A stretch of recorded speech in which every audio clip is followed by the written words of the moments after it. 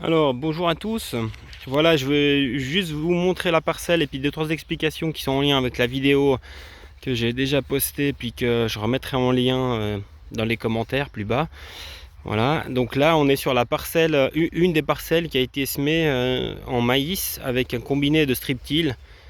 Donc comme on voit sur les images, avec l'autre vidéo aussi, mais là on voit le résultat en fait. Donc on voit ces bandes là qui sont travaillées au milieu de la végétation. Donc, donc là on voit très bien, parce que là on voit clairement, le tracteur il est passé, ça a écrasé, donc la végétation est plus basse, la machine, et puis là c'est la machine qui dépasse, donc la végétation elle est encore bien droite. Voilà. Donc c'est seulement une dent, un disque, un chasse-motte, une dent qui vient de travailler et appuyer, et le semoir qui vient semer derrière, juste derrière cette machine. Là on voit dans la ligne de semis le petit grain de maïs qui est là, et celui-là je sais pas, mais j'en ai déjà regardé, il commence déjà à germer. Après la météo, bon, la pluie aide pour que ça germe, mais au niveau de la chaleur, il manque encore quelques degrés. Le maïs il aime bien avoir chaud pour partir assez fort. Et d'ailleurs c'est préférable pour le maïs et tournesol qu'il fasse assez chaud, que les terres soient réchauffées. C'est pour ça qu'on sème pas trop tôt.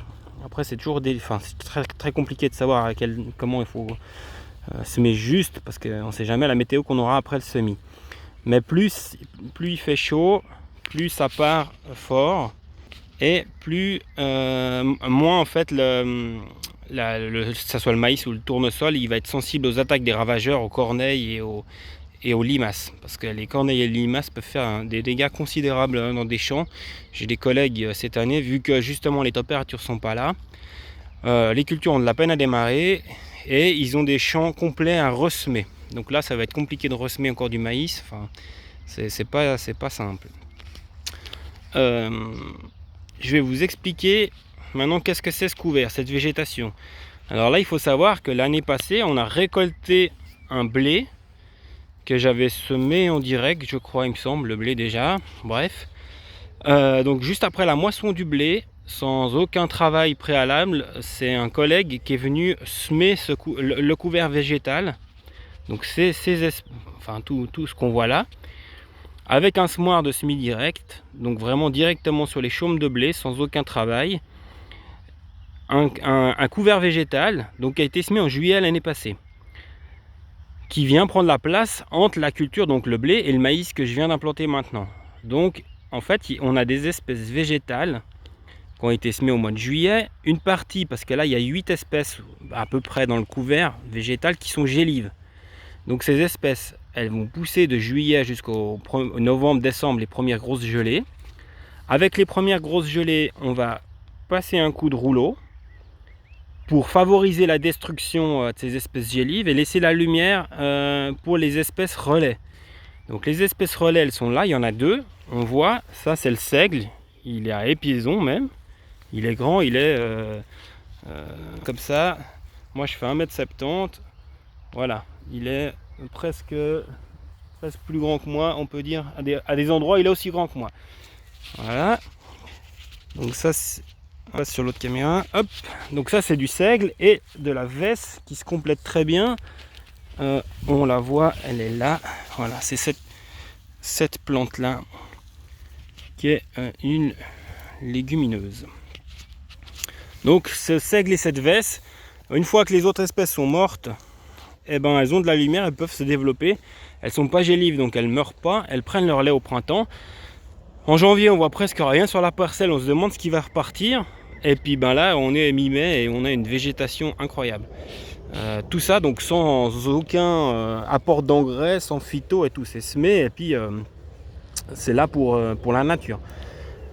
Donc gros avantage du couvert végétal, hormis qu'on est obligé de faire un couvert pas forcément comme celui-ci relais, mais un couvert végétal par rapport au paiement direct.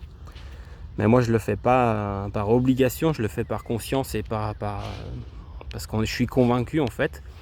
Depuis que j'ai commencé à semer des couverts multi-espèces et voir ces espèces qui poussent toutes seules en symbiose, c'est toujours impressionnant et c'est super chouette, et on voit qu'on travaille pas pour rien.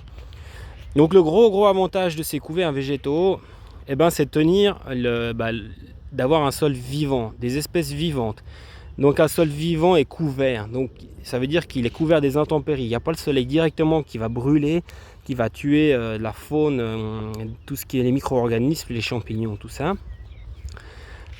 Donc ça protège du soleil, ça protège de la pluie, donc beaucoup moins d'érosion due aux pluies, aux fortes pluies. Si on a des fortes pluies, ben, tout ça est tenu par les racines, on n'a pas d'érosion, on n'a pas de coulée de boue, rien. Et puis il faut aussi penser à l'érosion éolienne. On a eu les tempêtes de sable du Sahara là, au début de l'année. Ben, c'est exactement ça, quand il souffle et puis que la terre elle est nue, ben, ça arrache, on peut dire, de la terre et ça part en érosion éolienne. Voilà, donc ça nous protège cette terre et ça fait de la vie dans le sol. Donc des racines qui colonisent le sol, qui font vivre les champignons, les bactéries. C'est très important les champignons dans le sol en fait.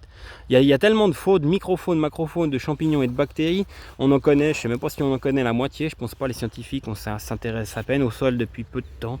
Alors que c'est hyper complexe et c'est occupé par plein d'individus, on peut dire, et d'espèces différentes. Voilà. Et ce que je voulais aussi dire, et ce qui est très important, ces techniques permettent la séquestration du carbone, du CO2 dans le sol. Parce que la plante, voilà, elle absorbe du CO2 pour faire sa végétation. Et ce CO2, bah, il est prisonnier de cette plante. Et là, quand on la couche comme ça, quand elle va aller au sol, elle va créer de la matière organique. Parce qu'elle va être absorbée par tous les micro-organismes du sol.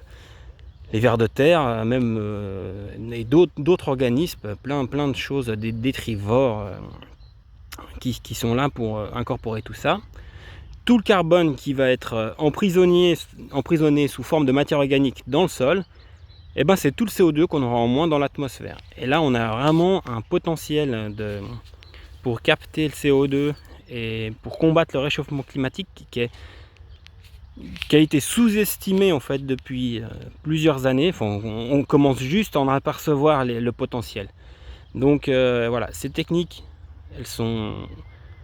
ça fait longtemps qu'elles existent, mais elles commencent à se démocratiser de plus en plus. Beaucoup d'agriculteurs s'intéressent. Agri-Genève a développé, il faut le dire, ces couverts végétaux qui sont magnifiques. Donc c'est un travail quand même qui est en collaboration entre les agriculteurs et Agri-Genève. Et je remercie Nicolas Courtois, parce qu'il a fait un super travail là-dessus pour développer des couverts végétaux qui sont le meilleur, enfin, avec des techniques de savoir comment il faut les implanter, quelle espèce, ils ont cherché ces espèces, ils font des essais chaque année pour voir ce qui est le mieux et ce qui est adapté aussi chez nous à notre climat. Vu que c'est ces jeunes voies, on a des choses adaptées à nos climats et à nos terres, et ça c'est super.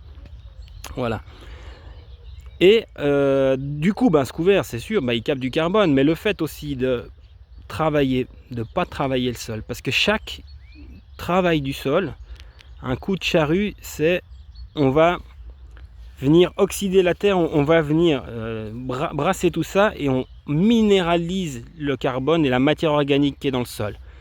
Donc à chaque coup d'outil, on minéralise de la matière organique, ce qui fait que ça va dégager du CO2 dans l'atmosphère. Donc l'idée est vraiment, chez nous, chez Terre et Serre Genevoise, vu qu'on a des légumes et tout, c'est compliqué d'arriver à là, mais l'idée, ça serait de tendre vers le toujours couvert, jamais travaillé. C'est pas simple avec les légumes, avec les outils qu'on a pour le moment, c'est vraiment pas évident, mais c'est là où on tend. Donc moins de travail, moins de dégradation de la matière organique, donc moins de minéralisation et on balance pas le CO2 dans l'atmosphère, et des couverts végétaux qu'on intègre qui sont là vraiment, qui vont en ramener. Donc on essaye toujours, le but, et c'est ce qu'on arrive depuis quelques années via les analyses de sol qu'on fait, c'est de augmenter notre taux de matière organique dans les sols, et vraiment les analyses le prouvent. Donc c'est vraiment chouette. Et puis on voit bien que les terres sont plus faciles à travailler, ils ont une meilleure résilience à la sécheresse ou aux fortes pluies. Donc ça c'est chouette. Voilà, vidéo peut-être un peu longue, ouais, 10 minutes bientôt. Mais il y a beaucoup à dire, je pense que j'ai pas tout dit. Oui, ça fait aussi, cette végétation, elle fait des refuges qui sont hyper importantes pour la faune, mais la grande faune, je parle des renards, je parle des faisans, je parle de... qu'est-ce que je dis? Ouais, des lièvres, des lapins. Là, on a vraiment... Moi, depuis quelques années, on revoit des espèces qu'on n'a jamais vues. Une petite vidéo que j'ai faite tout récemment avec un héron garde-bœuf, si j'ai bien compris, si j'ai bien reconnu cet oiseau. J'avais jamais vu cette espèce de héron chez nous. Les hérons cendrés, ça fait 10 ans qu'on en voit, 15 ans, de plus en plus, c'est super, mais le héron blanc comme ça, garde-bœuf, je n'avais jamais vu. Et il y a 3 ans qu'on croise des faisans aussi. Donc les faisans, c'est des oiseaux qui pondent au sol. Donc ils ont besoin d'être tranquilles vis-à-vis d'avoir une cachette par rapport aux prédateurs. Les prédateurs, ça peut être des corneilles. Les corneilles, elles adorent les œufs des autres oiseaux. Et vu qu'on est envahi de corneilles, eh ben, c'est vrai que c'est pas simple pour l'autre biodiversité, on va dire. Donc les faisans, vu qu'ils nichent au sol, ils ont besoin d'un temps où il n'y a pas de passage d'outils, il n'y a pas de passage de machines. Donc c'est couverts végétaux, vu que voilà, celui-là il a été semé au début juillet. Et puis on le travaille seulement maintenant en mai. Donc ça fait vraiment des superbes cachettes pour la grande faune. D'ailleurs, quand on a semé ici, il y a des renards, pas des renards, pardon, des lapins qui se sont carapatés. Ils sont peut-être revenus vu que la végétation elle est toujours en place. Donc on les a peut-être dérangés 1 heure de temps et puis après ils sont revenus se cacher. Ou ils sont partis dans le champ de colza du voisin, c'est pas impossible. Voilà. Et puis ça arrive souvent qu'on croise des renards, des choses comme ça. Et vu qu'il n'y a pas de phyto, il n'y a rien, on y laisse tout comme ça, tous les insectes qui sont là, ils sont là. Et du coup les oiseaux, ils peuvent venir manger les chenilles tranquillement. Les abeilles venir butiner les fleurs, il n'y a pas trop de fleurs ici, mais parce que ce couvert il est comme ça. Mais voilà, vers la fin d'été, début d'automne, suivant l'avancée du couvert gélif, donc les autres espèces qui étaient avec ce couvert là, c'est bourré de fleurs. La facélie, qu'est-ce que je veux dire, il y a du lin, il y a des fois on a des tournesols, on a plein de choses. Voilà. Bon, je pourrais en parler encore plus longtemps, je crois, parce que j'aime ça. Et je vais vous dire à bientôt pour la prochaine vidéo.